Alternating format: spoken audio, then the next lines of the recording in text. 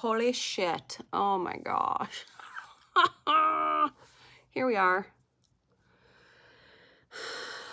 Well, I think this one's going to be going out on Saturday, Valentine's Day. And so today, what I would like to come and talk with us about,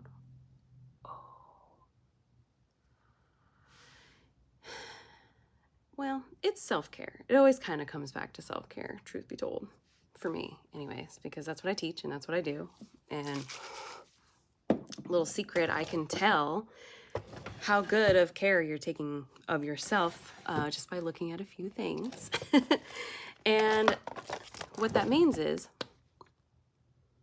number one, I'm really observant.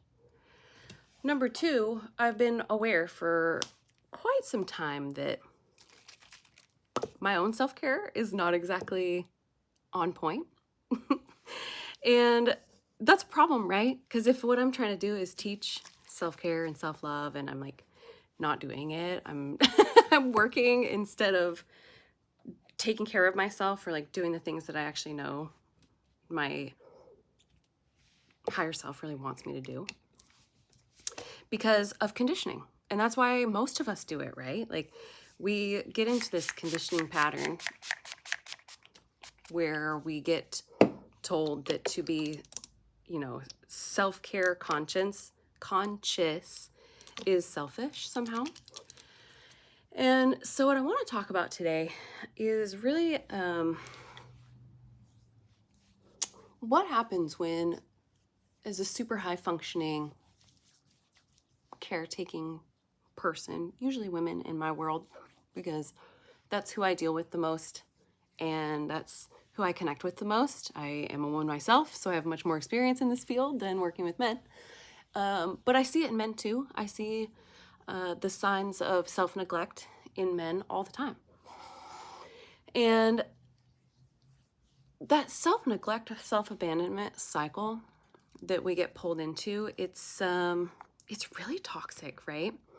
But it's the toxic conditioning that we get from so many sources throughout our lives and our experiences. And so I'm gonna tell you a little secret about the beauty industry and honestly just kind of like the service industry in general. Your favorite hairdresser is probably a fucking liar. And here's how I know, because I came up in the service industry, okay? Ooh, this moisturizing routine, I just picked it up yesterday at Ulta, which, we're gonna talk about that. Let me get to it in a second. Before you judge me for going to Ulta, I had a gift card. That is not a place that I normally support for reasons that I'll share with you momentarily. But your favorite hairdresser or service provider, you know, that includes your favorite server, your favorite bartender, your favorite service person. There's a high probability that they are a really good fucking liar. Because part of like coming up in the service industry for a lot of us caretaking types, and that's who a lot of hairdressers are. Like we're people who want to take care of other people. We want to make them feel good. We want to lift their day and lighten them up and like do something to make life a little bit better, be a day maker, as I was taught how to do in beauty school. It's really quite a euphoric feeling. But in that, there's a lot of toxicity that goes along with being in the salon business in a lot of different aspects. So let's just talk about it. Let's talk about why high functioning, creative, high achieving women feel so fucking lonely. They feel so prone and psychologically pressured, like subconsciously pressured to put others before themselves, to not communicate directly what we need and what we want. These are all things that are toxic aspects of business, toxic aspects of leadership that some of us were taught and trained and conditioned. And so while I do my get ready for the day today, that's what I want to talk about. I want to talk about how this has shown up for me in my journey, because I know I'm not the only one. Like, I know I'm far from the only one. because I know that I've talked to so many salon professionals over the years that have told me some version of that same story of, you know, what I experienced in the beauty industry. And P.S., I just want to point out, look at how nice and bald this little head is. It's, I did my very first hot razor shave yesterday. It was my birthday, and we're going to talk about that in a second too. But we get conditioned to not ask for what we want, right? So like in salon culture, there are things like the hours that we work and the way that we just like don't take breaks and think that that's like funny and cute and normal to live off of iced coffee and hopes and dreams. Yeah, it's not. In case you're wondering if that kind of culture is normal, it is normalized, but it is not normal. It is, in fact, quite toxic. And things like the hours, the products, the professional product lines. I have a lot of big thoughts about professional product brands and how they've shown up and not shown up and the ways that they've interacted with beauty professional industry over the years. A lot of thoughts about that. That's probably a video for another day, to be completely honest, because yeah, it's a lot of thoughts. And then there's the aspect of like, I mentioned products. So like your products that you're using in the salon, the colors, the cuts, the keratin treatments, the perm solutions, the sometimes the hairsprays and the, you know, the aerosols that are being used in the air. Yeah, also high probability for toxicity that nobody ever really thinks about. I know that now it is starting to become thought about a lot more. But when I first started my business, this isn't really something like some of the people that used to work in my salon used to tease me about caring so much about this. Which is so dumb, by the way. We'll talk about mean girl culture another day as well, because fuck you. But I mentioned earlier Ulta, right? Now, I just want to be clear here. This is just my opinion, what I know from being a beauty professional in the industry, and having an Ulta in our area that opened up while I was trying to revitalize my own salon team. And yes, that did make it hard for me because as a small business owner, I had long been striving for a way to provide health insurance to my team, and had not yet been able to achieve that. But and I know that was a big thing for people. Like that's always been a big thing for people in the beauty industry is, you know, what are we going to do for healthcare? As independent service providers, that's not always an option, which is why I built up my business as an employment-based business. Again, that's a lot of detail about the beauty industry that you probably don't really need to know right now, and we can get into in another video. But places like Ulta do make it difficult on places that are smaller businesses because we don't have necessarily always the ability to provide those things. I strived for it pretty much my whole time being in business, and I got close a couple times to being able to offer up health insurance to my team. But I wasn't able to get there. I didn't have a big enough grouping of people who wanted to take advantage of it to make it worth the time for the insurance company to insure us. Long story short, insurance is also a scam. That's another story for another day. So many stories. We're just going to talk about it all, but like one story at a time. So back to Ulta. Really not a fan. And here's why, okay? Because I tried yesterday. It was my birthday, and I am not in a place right now where I have like a ton of money to just be out throwing around. I'm still very much so building this business. And it has been hard. It's been a hard journey, I will say that. So I don't do a ton of shopping. I have some trusted resources that I use for clean beauty products and clean household products that I just really, really prefer. So I haven't had to set foot into an Ulta in quite literally years. And I think the last time I did, I went in there for a specific mascara that I wanted to try. I think it was Fenty, actually. It was the hot new thing, and I needed to try it. So that tells you about how long ago I went to an Ulta. I just don't shop there. And I felt feelings about it immediately when they first moved in because I had never been to one before. So of course I was excited as a beauty professional. You know, new products are like Christmas to us. We get excited for new tools and new things and new education to add to our repertoire and to make available for our clients. At least I do. I've always geeked out on that kind of stuff. And so I went into Ulta to use a gift card that I had because it's my birthday and I wanted to get myself, a little nice skincare treat because I had just gotten my head shaved so freshly bald. And so I just wanted to give myself a really nice little luxury day on a budget, if you will. So I went and got a little coconut latte with my man, and we took a little walk around the outside mall, and we stepped into the Ulta to use the gift cards that he had given me. Bro, the first time we opened the door, both of us were like, it smells like they've never, ever had different air in here than what the day they opened and started spraying perfume up in that shit. Like, the perfume smell was so absolutely overwhelming. And then, so the first time we walked in, I was like, I can't do this. We walked right back out. And then for the rest of the hour or so that we spent together, my boyfriend was like his eye was all itchy. His sinus had all of a sudden, on the left side of his face, his sinus had just like flared up and started causing just discomfort, to where he was like doing this. He's like, I gotta go blow my nose. Okay, so I mentioned that because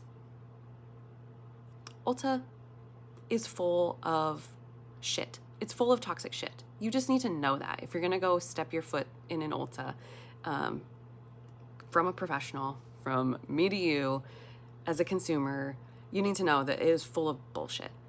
And one thing that as a beauty professional, I really hated when they first came to town and I kind of saw what they were all about was the fact that they put the beauty, like the professional beauty lines that you find in salons, they put them right next to the kind of like garbagey drugstore brands. They put them right next to each other on the shelves.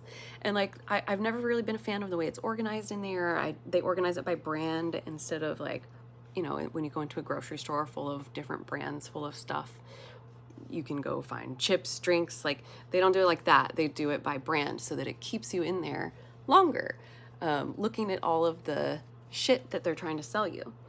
And I say shit because it is shit. It's a toxic shitstorm of chemicals that made him sneeze. It hit me like a stack of bricks. I was like, oh my gosh, I can't believe people work in here. And the reason why it matters is not just because of personal preference. It's not just because I don't like the smell of all that gross bullshit perfume. That stuff is actually full of endocrine disruptors. And if you don't know what an endocrine disruptor is, it is essentially, it's a chemical that disrupts your natural hormone balance. And so if you use enough, this is why I talk so much and so intensely sometimes about daily toxic touch points. It's because, and we're going to get more into that as we go along, don't worry. It's because when you think about how many different things did I just put on my face in the space of 13 minutes that we've been chatting here. I put on a toner, I put on a serum, I put on a moisturizer, I put on a lip balm, I've put on a concealer, and now I'm dotting a little foundation. Oh, and I also put on my CC cream. So how many? 1, 2, 3, 4, 5, 6, 7. 7 of them just in the last 13 minutes.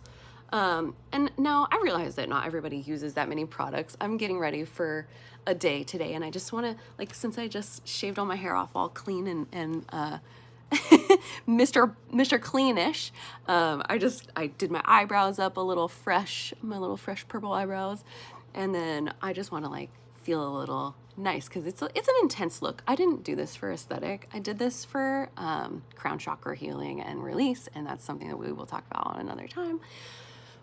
But it's kind of like, for me, it's a little bit of an intense look. I'm like, oh my gosh, I can see every little vein in my head, like every little blemish on my face. So it makes me feel better to do this little bit of makeup so I can just feel my brightest and best. I like it. Pretty is my passion, okay? Love it or hate it, if it's for you or not for you, doesn't really matter. I love feeling pretty. And it's something that, like, when I say, why do high functioning, high achieving women feel so lonely and so disconnected from self? It's because a lot of times society will make us feel like we're frivolous for wanting to feel pretty, while at the same time convincing us that we need all these different anti-aging products. You know, I buy my stuff based off ingredients because I have a high level of knowledge about ingredients. This one, the ingredients added up to me. I didn't buy it because it's called Future Youth Super Cream. I bought it because the ingredients on this brand were clean. I had a gift card for a place that was full of toxic chemical bullshit, and I wanted to get the fuck out of there as fast as I could. So I'm like in the aisle while my poor boyfriend is standing over there just like suffering. I don't know why I didn't just tell him to go outside.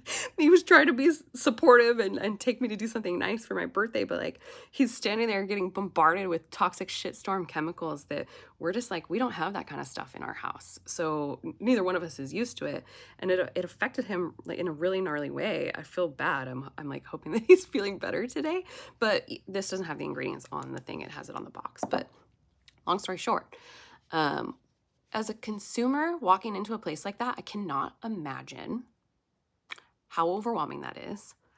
As a woman in society who has been made to feel frivolous about wanting to feel pretty and straight up just for like being pretty. People have made me feel like shit for being pretty all my life. And I used to really internalize all of that as my own. My energy can be really big and it can cause a reaction. And even though I am, well, I guess because I am really introverted and have grown really protective of my energy, it bugs me sometimes. Like it bothers me sometimes, and I will adjust my interaction with the world frequently, because I know that my energy causes a reaction in people. So I've for years and years and years, I've conditioned myself pretty much my whole adult life to not offend, to not come across like too big, too bold, too shiny. And then eventually I did get to a place in my business where I was undeniably big and bold and shiny. I was very successful as a salon owner. And that's when people kind of came for me. My energy, once again, caused a reaction. And so I mentioned that because somewhere along the way of coming up in the service industry as a service provider and being a pretty girl in a pretty world and having that knowledge and awareness that my energy causes a reaction in people, there was a time when I used to be really good at communicating my wants, needs, desires. When I first became a business owner, I was very mindful of, if I'm going to lead, it's very important for me to effectively communicate what it is that I want. But as time goes on and you absorb all those reactions and all that conditioning and all of that, mass marketing telling you what you need and how you're broken and what is wrong with you and how to make it all better by buying their thing, we learn to stop communicating our wants and needs and desires. And so I found myself doing that, right? Doing things like pretending not to know things that I definitely knew. I would do this with my clients sometimes because I didn't want them to feel stupid. I would do this with my team sometimes because honestly, sometimes I just wanted to see how much they were going to lie to me before I called them out. So that's maybe a little toxic on my part, but what I'm saying is we build these defenses, these walls. And so in this week of leaving survival mode, this is season 1 of Beauty Boundaries and Becoming with me, Alicia, your beauty bestie.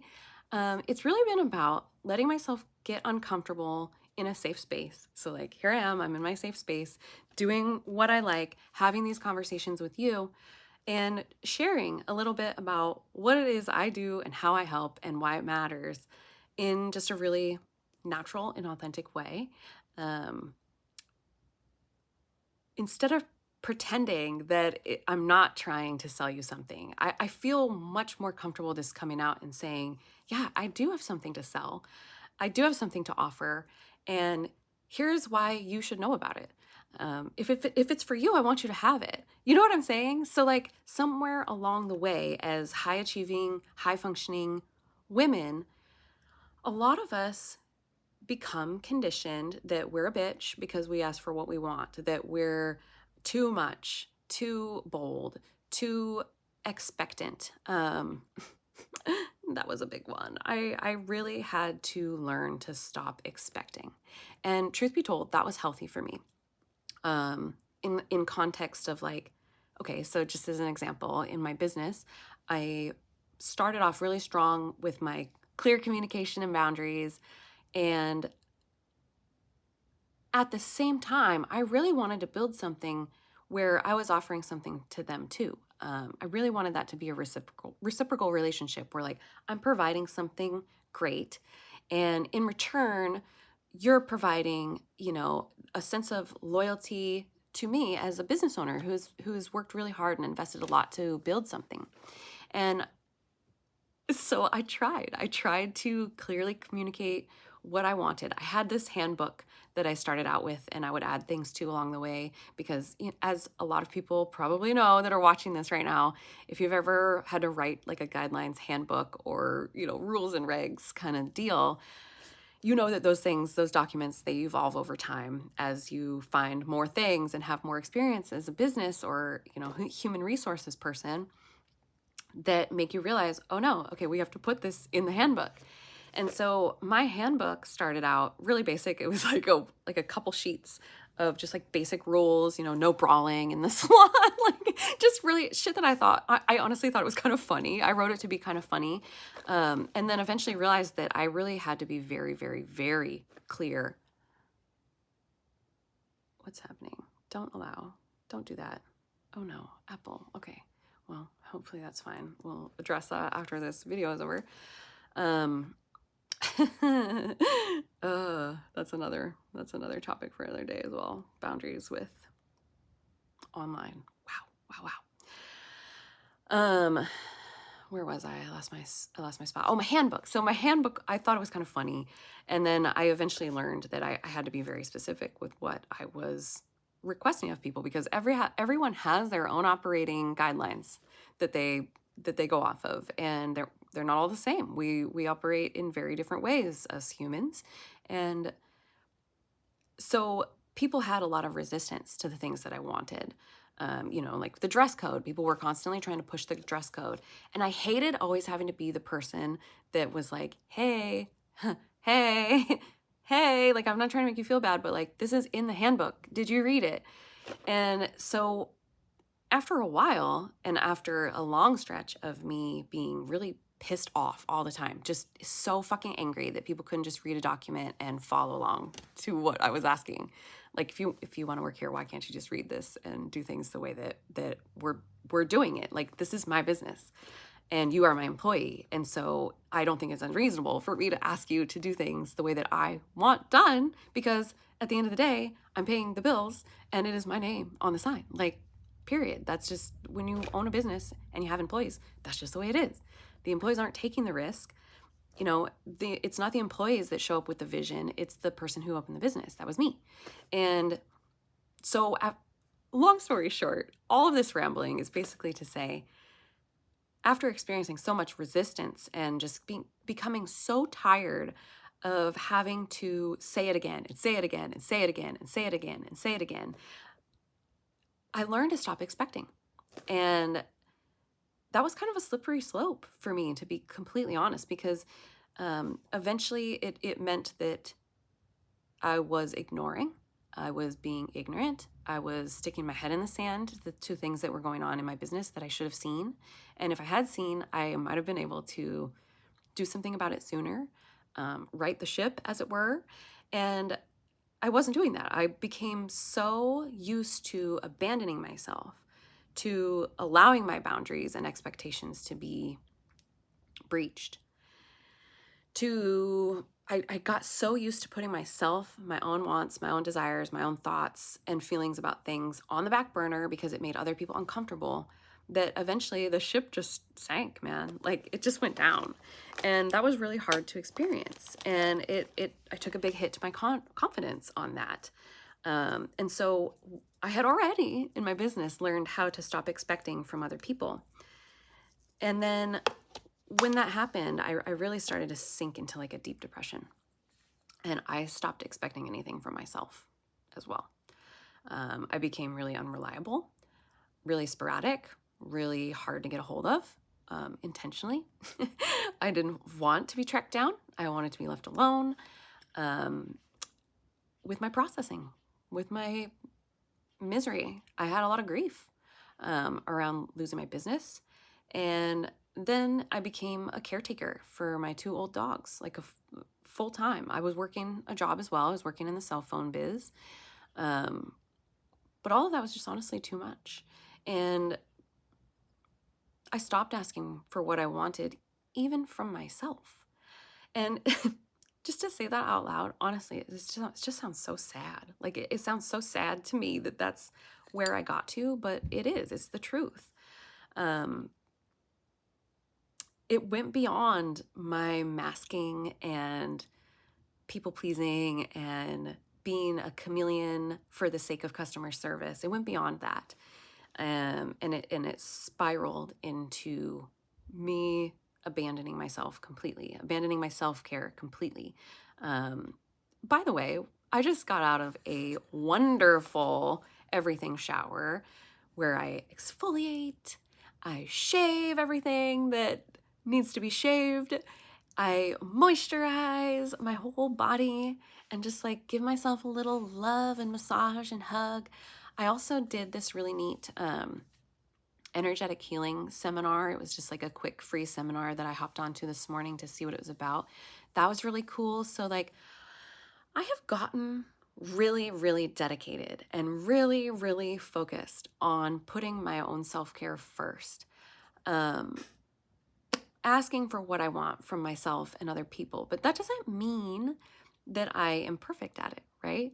I still drop the ball for myself sometimes. And I'm gonna give you a little example of that, because the first step is awareness, right? Being aware of the areas where you do this and where you're prone to it and where you have tendency to abandon yourself and allow your boundaries to be crossed. The first step to doing something about that is being aware of it. And so I'll give you a little example of a small way that I noticed myself kind of do this to myself this week. I told you it was my birthday. And historically, I am very birthday adverse. I'm an Aquarius, so shoot me, like, right? I mostly kind of get through my birthday every year. It's been that way for a long time. And I have spent a lot of time examining why that is. Why do I do that? Why do I feel that way about it? And the conclusion that I eventually came to is it was another example of unspoken, unmet expectations.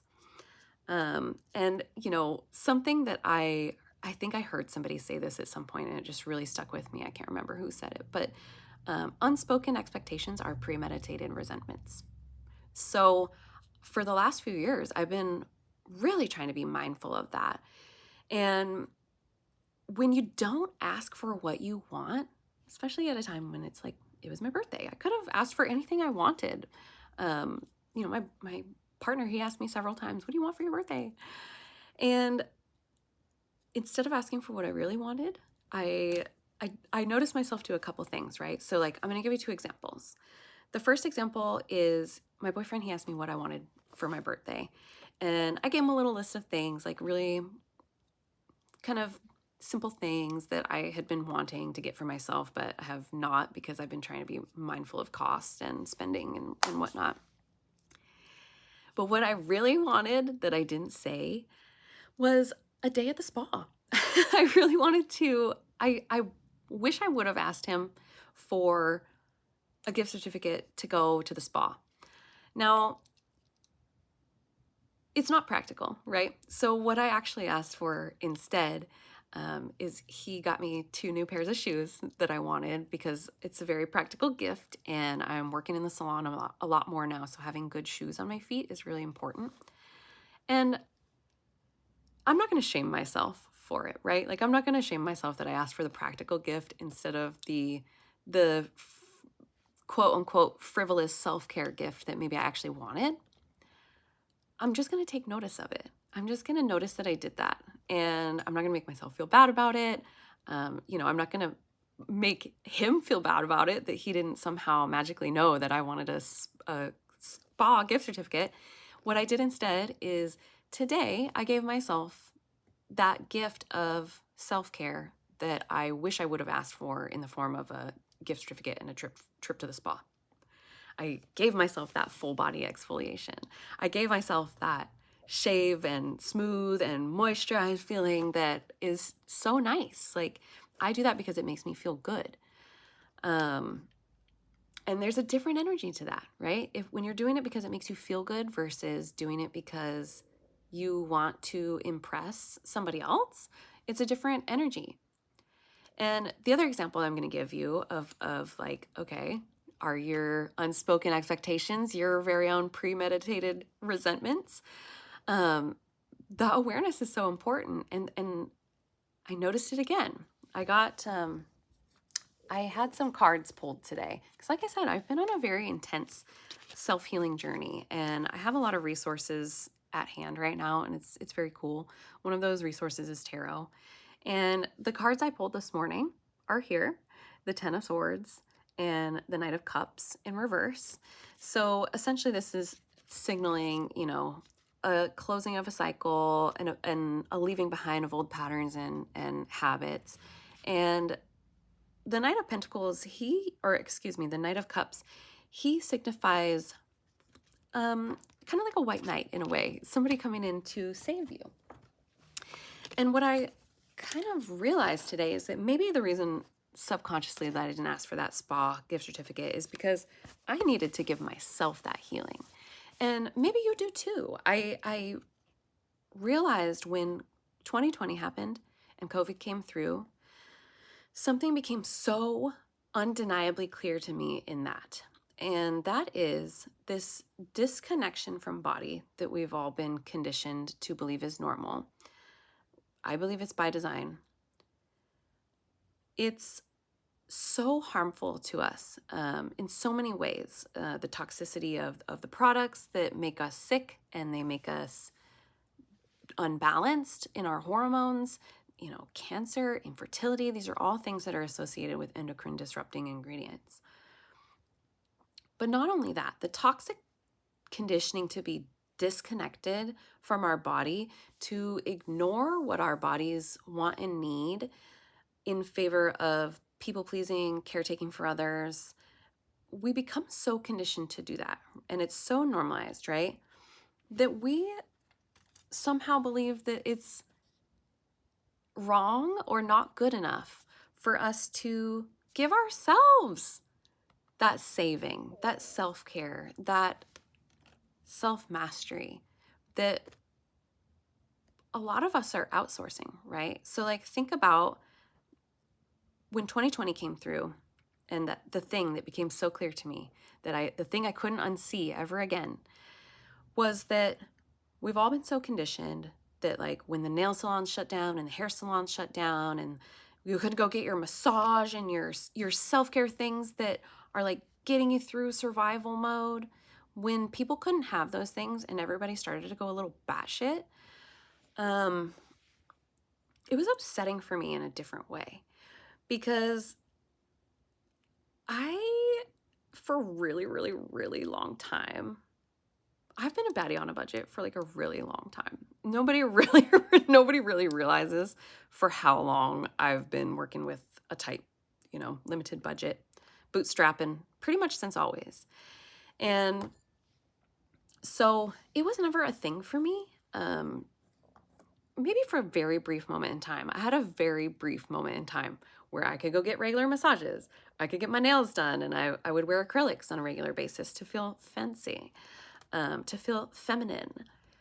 And then I started to become more and more aware of how actually toxic that is in so many different ways. Because let's think about this. When COVID came through and you couldn't go get your lash extensions, and you couldn't get your facials, you couldn't get your highlights, you couldn't get your hair cut, you couldn't get your toes done, you couldn't get your manicure, and people went batshit, all I could think about was like, okay, but you can do that shit for yourself. You do realize that, right? Like, this isn't a crisis that you can't go get your acrylics done. You just grow them out, file them off, and take a break from acrylics. It's probably healthy because that shit is actually full of toxic, gross chemicals anyways. And that UV light that you put your hand under every 2 weeks to cure them, that's giving you skin cancer too. Like, you know what I mean? Like, it's scary and it's overwhelming when you start really getting into all the different toxic ways that we've been conditioned to self-care.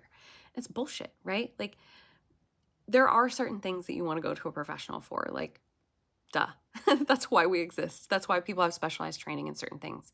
But there is also so much that you can do for yourself. You can exfoliate your own body. I didn't need to go to the Korean spa to get that wonderful exfoliation and moisturizing treatment. I didn't need to do that.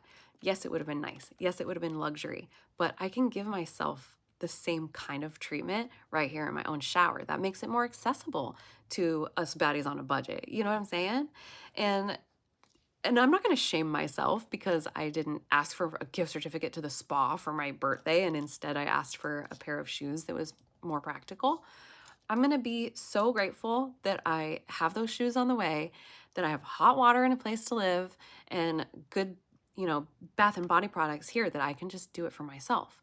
Because think about too, when you go out to a restaurant, my partner and I are doing Whole30 right now, and it's really becoming so clear and apparent. Like, when you go out to a restaurant, there's seed oils and everything. There's toxic, shitty, bullshit ingredients surrounding us all the time. And I don't say that to overwhelm you. I say that just to make you aware that you don't have to buy into the consumer culture in that way. You can give that love to yourself. And it is actually a radical, revolutionary act to do so, because when you can give that, and I'm not saying this to take away from the service providers and the beauty professionals that are in your local area that are doing amazing jobs and amazing services for you. I'm saying it because it was so disturbing to me to see how helpless people acted like they were, how I feel so ugly without my eyelashes. I can't get my set. I'm like, what? You fucking have eyelashes. You can just put mascara on them.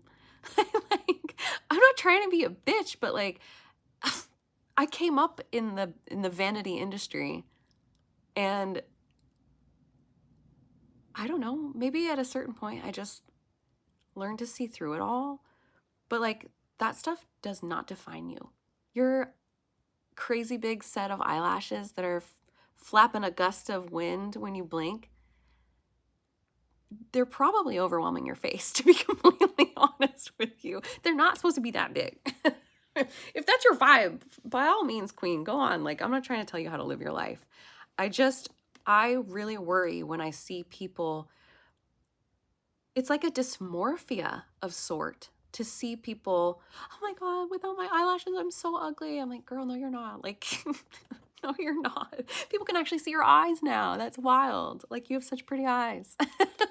You know what I mean? So like, another example that I'm going to share with you really fast is I also did this in relation to my birthday with my friends, right? So like, I wanted to get together with my friends for my birthday, and I had this like tentative plan in my head, and never really communicated or planned it. And so, one of my friends is busy tonight. She's not able to make it, and we're gonna have to reschedule. And that's, I can't be mad about that. I would never be mad about that, because I didn't even tell her that this was a plan that I wanted to make. Why? I don't know. Maybe because lately I feel that sense of guilt of like, I wasn't able to do anything for their birthdays, so I don't want to ask them to make a special big fuss over my birthday and blah, blah, blah, blah. It's like this story we tell ourselves, right? I'm aware of it now. I feel grateful for that. But I want you to be aware of it too, because we're kind of being manipulated all the time.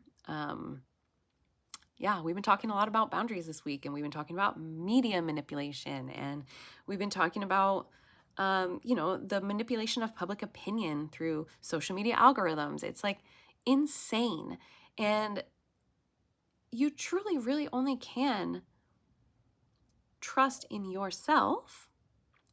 But not only that, I'm sorry to tell you this, but you kind of have to learn how to trust yourself again. Like, we've been so conditioned, and we get so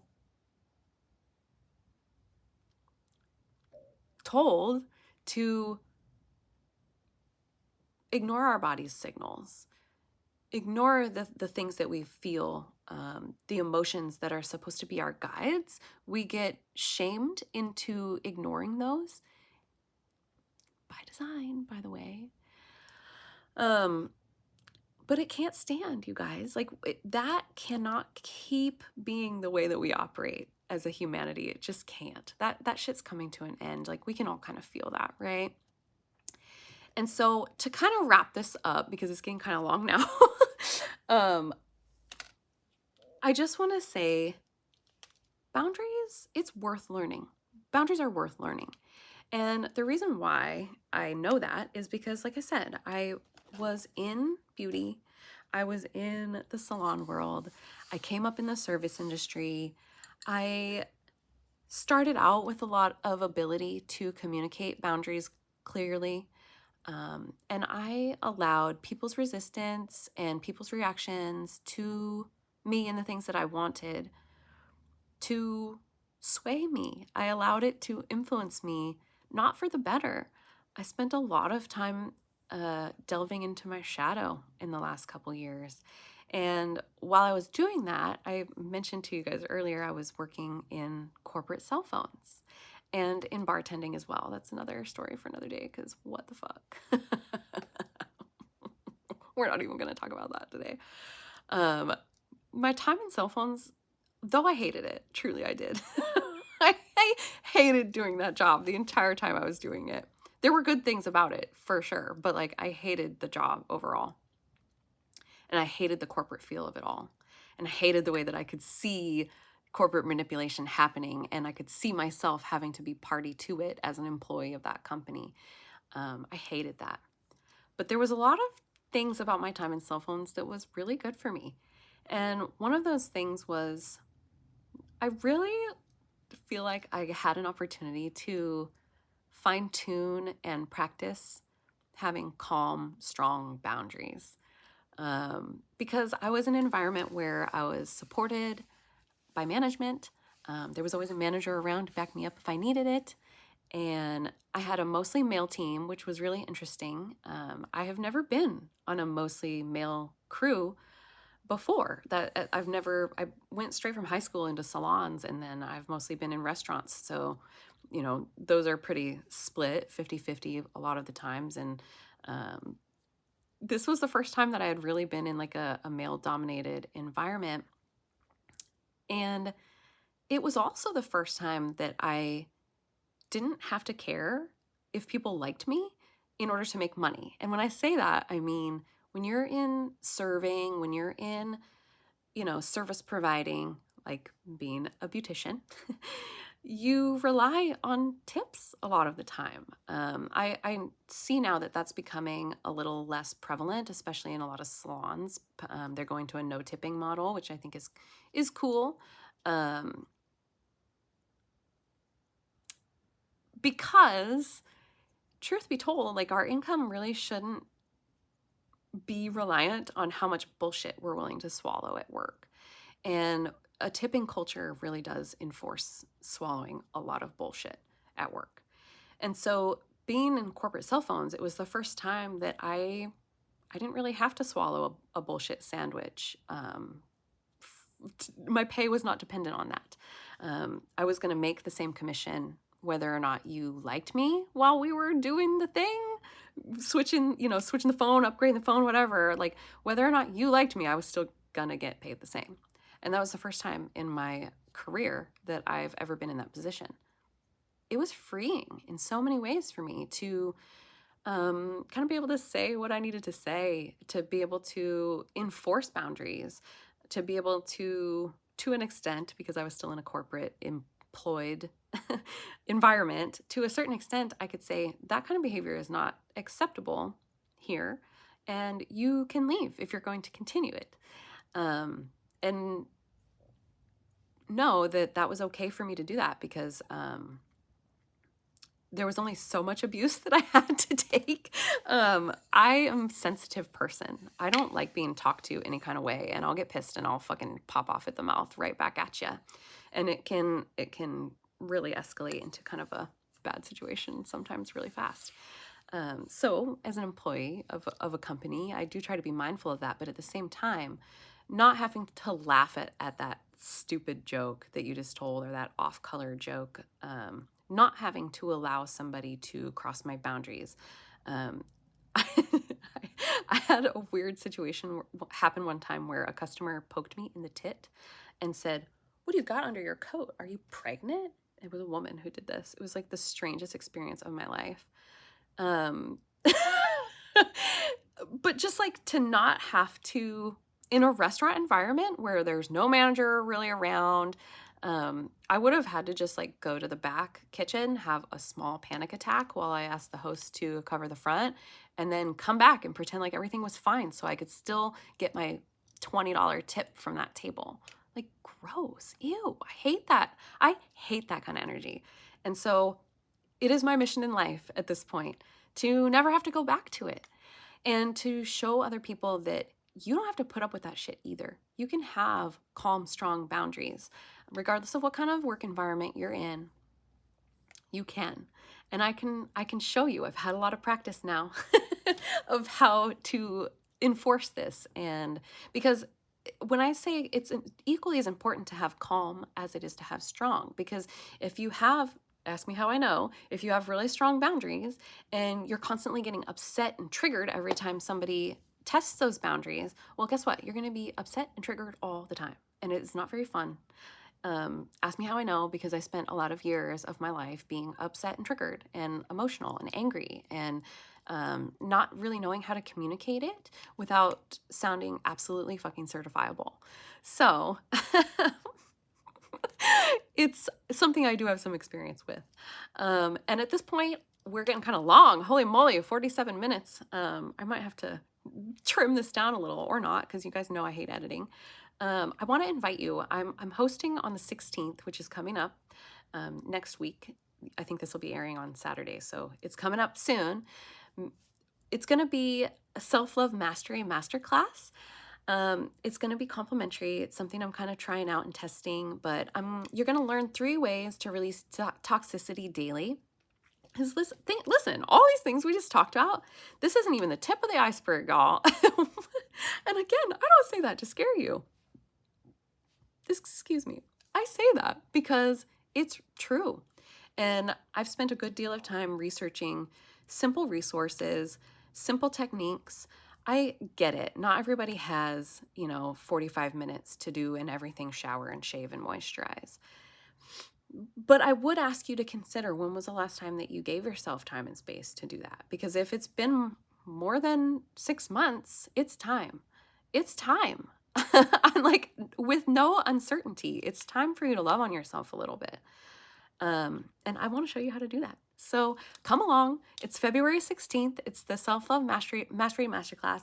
If you're watching this after the 16th, I probably have a different workshops coming up. So go check out my website, stylistalisa.com//events. That is stylistalisa.com/events. So stylist, like hairstylist, Alicia, that's me, .com/events.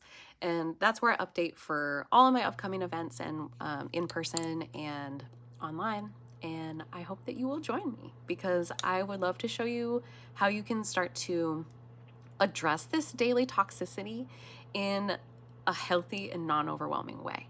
I've got the answers. You've got the questions. Bring them to the Self-Love Mastery Masterclass, and I'll see you February 16th. Have a beautiful day. You know what? I love you. Bye.